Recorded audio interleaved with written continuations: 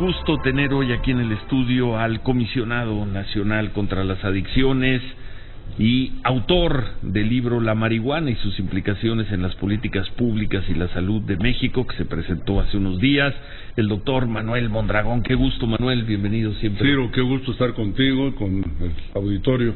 Gracias.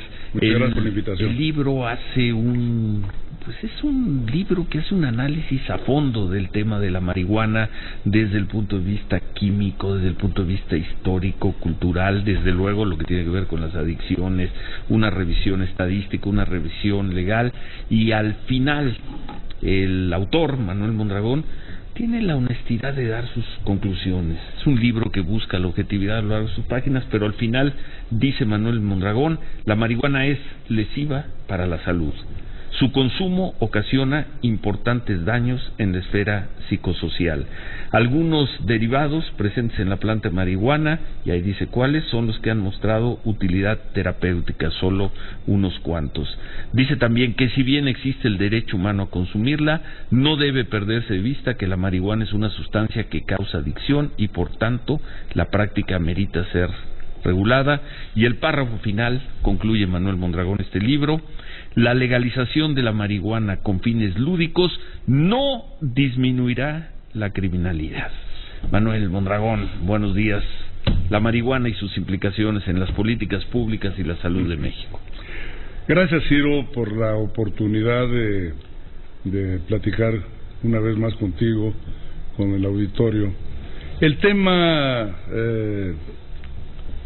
se vio controvertido hace unos meses en México.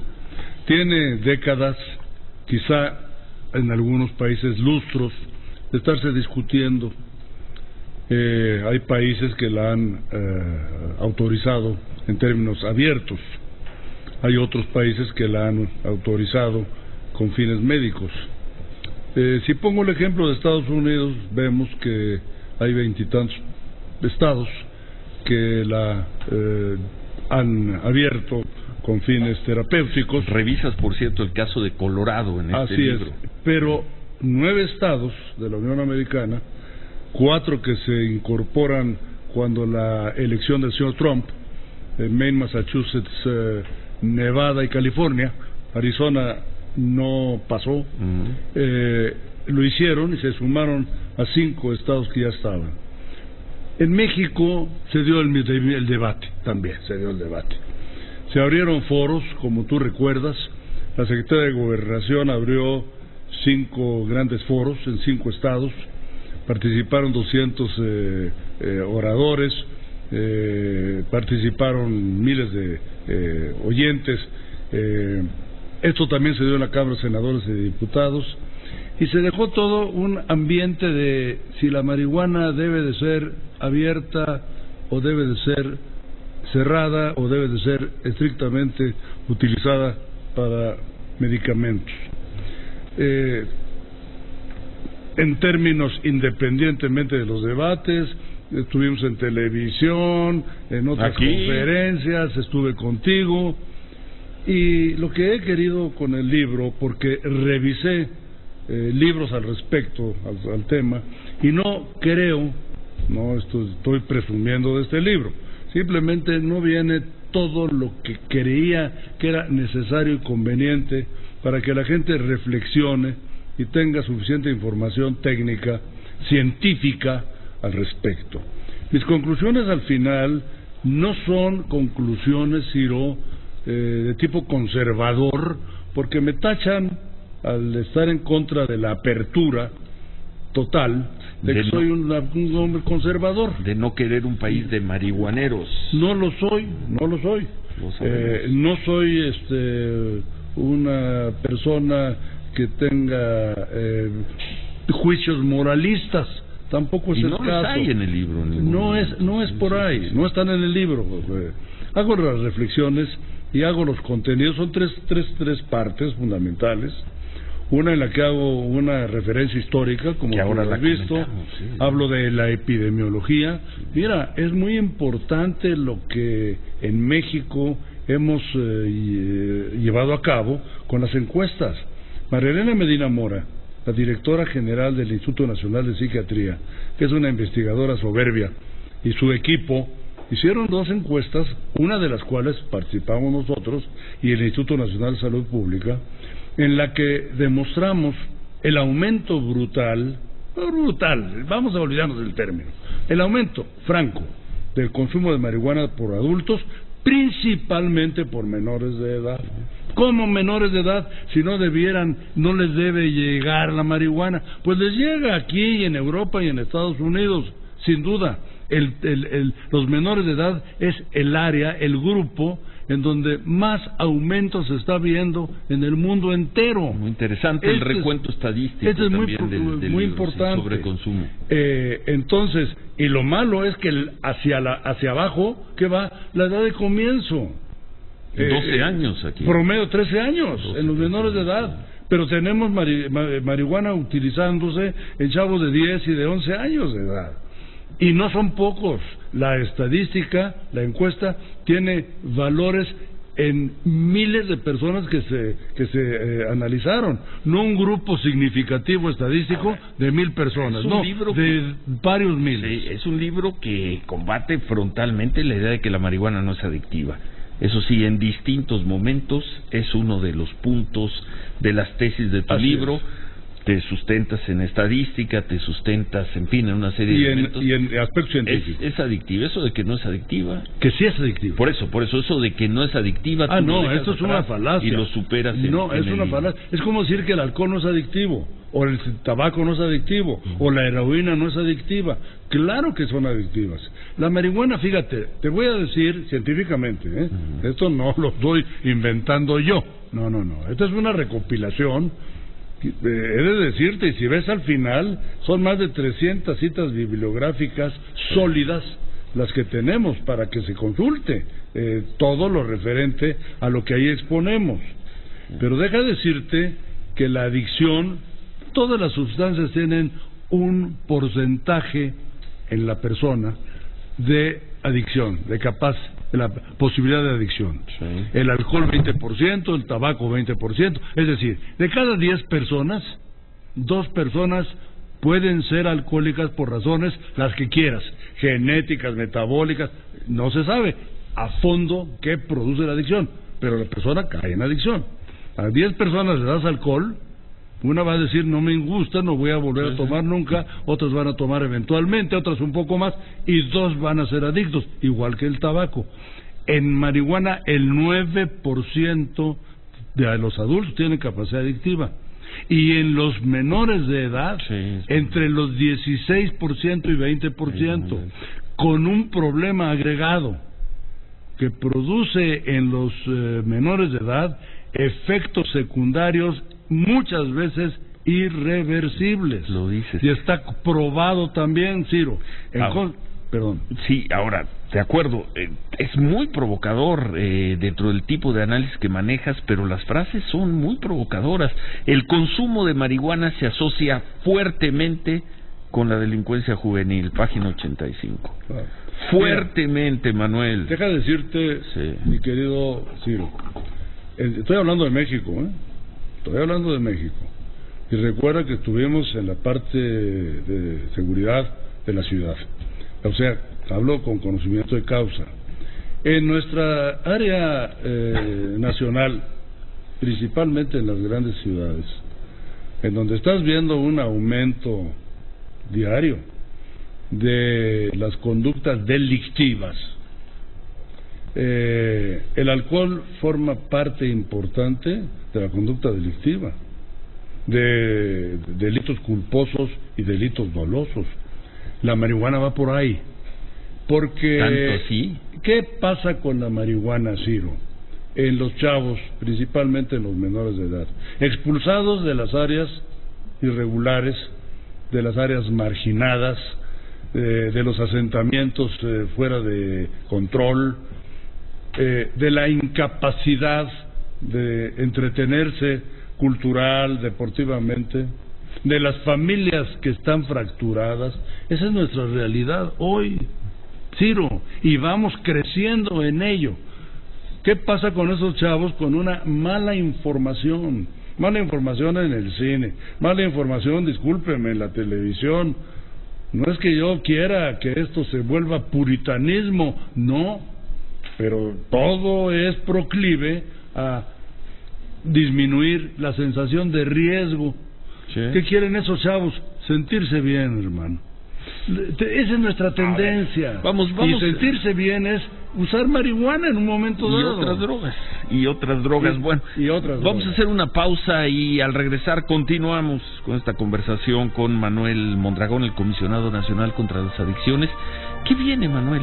Aquí está el análisis, aquí están tus conclusiones. ¿Qué viene? Qué dura semana en términos de cifras, Manuel. Sé que no es tu tema, sé que ya no eres el Comisionado Nacional de Seguridad. Y semestre y año. Infortunadamente así es, Ciro. Y desgraciadamente estamos viendo números muy poco halagadores. Así es. Muy poco halagadores, y tener que preguntarle a Renato Sales si el próximo año no va a ser peor que este. Es el último año de gobierno, tú lo sabes bien, el último año es muy difícil. Muy complicado, muy complicado. Pero bueno, triste. Sabemos bien y sabemos muchas veces el por qué, y los no porqués también se desencadenan cuando ocurre esta circunstancia de que cada quien empieza a irse por su lado. Sí. Duele mucho estas cifras, esta percepción, Manuel. Sí, la ciudadanía está muy preocupada en toda la República. Lo vemos, y hablo como ciudadano, ya no hablo en términos de ex comisionado ni de ex secretario de Seguridad de la ciudad. Hablo como ciudadano, y en todos lados la gente se preocupa, se angustia, está verdaderamente no bien, la ciudadanía no está bien, se queja, tiene cerca problemas que le han ocurrido en su entorno, con su familia, con sus amigos, y además los diarios pues nos actualizan de los infortunios. Sí. Es preocupante. Creo que habrá que analizar ese asunto muy a fondo a futuro, muy a fondo. Lo dejo de ese tamaño.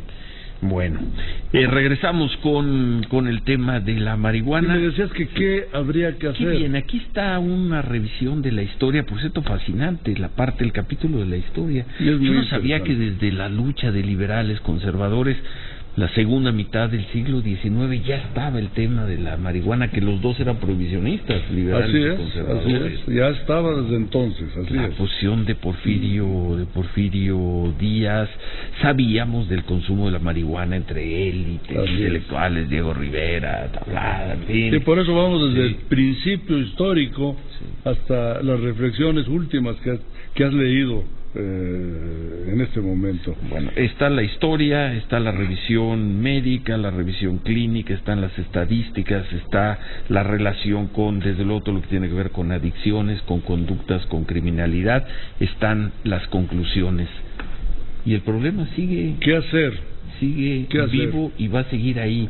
¿Qué viene después? ¿Qué viene después de este libro?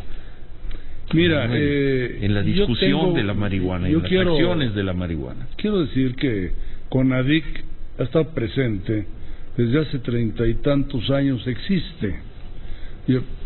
Fuimos fundadores de CONADIC de alguna manera. Estando trabajando con el doctor García Ramírez en la PGR, se desencadena la formación de CONADIC cuando el doctor Guillermo Soberón es el secretario de Salud. ¿Qué ha pasado con CONADIC? Como órgano que pudiera sensibilizar y despertar acciones abiertas en relación a las adicciones. Tuvo unos años muy buenos, pero después tengo la impresión que decayó. Y decayó el organismo que informa, que mueve, y yo creo que el señor presidente de la República notó eso. Por eso hizo énfasis en retomar la política contra las adicciones en el país, y me hizo el honor de invitarme. Tengo 3 años en CONADIC, es una área pequeña, no es grande, pero nos hemos convertido en el motor del país. Hemos trabajado en el primer nivel de gobierno, con las Fuerzas Armadas, con las instituciones de seguridad social. Estoy haciéndolo con la Secretaría de Educación Pública, en un trabajo que tanto el doctor Narro como Aurelio Nuño han cerrado, medicina en la escuela, y entre los temas, el de adicciones es uno de los importantes. En el segundo nivel y el tercer nivel de gobierno hemos movido a todos los gobernadores. He visitado prácticamente a todos los gobernadores. ¿Y le entran al tema? Le entran y muy fuerte. Sí. No ha habido un gobernador, mi querido Ciro, que no haya dado todo su apoyo para formar, porque no nada más es ir, platicar, firmar un papel y se acabó. No, es establecer el Consejo contra las Adicciones del Estado. Y a espejo de él, ¿Y están funcionando 30 y tantos, 20 y tantos? Yo te diría que más o menos, no todos iguales, sí están funcionando, porque independientemente de los gobernadores con quienes, y les mando un saludo afectuoso a todos, quizá hay alguno por ahí desbalagado que no fui a hacer el consejo y no se presentó el señor, no voy a decir quién, allá él siguió trabajando con el Estado. Nosotros no dejamos que el gobernador esté empeñado en ver cómo continúa el asunto. No, nosotros lo hacemos porque tenemos un vínculo con los consejos estatales diario. Es decir, no dejó que se enfríe el asunto. Para una situación preventiva, Ciro, necesitamos una acción permanente de ida y vuelta. Si uno piensa que lo preventivo lo va uno a lograr dando una gran conferencia y se acabó, pues a lo mejor impactas al 20 o 30% de la gente, y al mes ya el 10% ya queda, y al año nadie. No, esto tiene que ser una acción permanente, continuada, con una información, con establecimiento de acciones y programas, y con el establecimiento de indicadores para ver, a ver, tú en Jalisco o tú en Quintana Roo, ¿cómo funciona esto? Voy a Quintana Roo, por cierto, a establecer el consejo dentro de una semana y media. Entonces, pero me decías algo que me parece muy importante. ¿Qué hacer? ¿Qué hacer, Ciro? ¿Qué sigue? Esta situación de la información a la que nos estamos refiriendo, este movimiento que yo no le diría modesto, pero no es tan grande como yo deseara, porque no hay dinero, lo tengo que reconocer. El presupuesto de CONADIC, al sector salud le quitaron mucho dinero, y naturalmente incidió en la parte de CONADIC, que se parece a lo que ocurre en el mundo, infortunadamente. En todas las reuniones internacionales, las áreas como la mía, que ven la demanda, se quejan de que no les dan dinero cuanto a la oferta. Todos los programas contra el narcotráfico en el mundo les dan toda la lana del mundo. Hay una diferencia de una unidad a 20 o a 30 o a 100 en comparación de la inversión a oferta contra la demanda. Es verdaderamente triste. Y después todo el mundo quiere que haga prevención. Sin embargo, estamos trabajando en ello.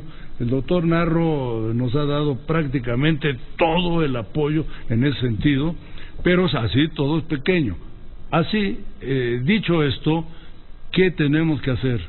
Lo que estoy haciendo gracias a tu programa, Ciro, hablando con la ciudadanía, hablando aquí, hablando allá, utilizando todos los foros, platicando con los maestros, con los padres de familia, con los comerciantes, con los académicos, los universitarios, con las organizaciones sociales, las no gubernamentales, con todos, y condicionando la obligación de que todos hagamos nuestra chamba.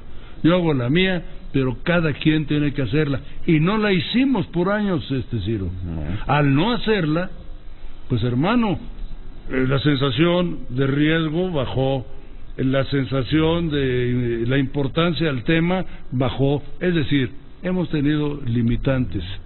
Y yo no quisiera irme, Ciro, sin decirles a todos algo en relación a la droga, y particularmente ahora a la marihuana. La marihuana, que ha tenido todo este espíritu de abrirse en lo recreativo y en lo lúdico, y que se habla de la libertad de las personas, ¿Sabes qué ocurre en el fondo, Ciro? Dicen los gringos, follow the money, sigue la lana, sigue el dinero. Esto significó un ingreso económico brutal, man.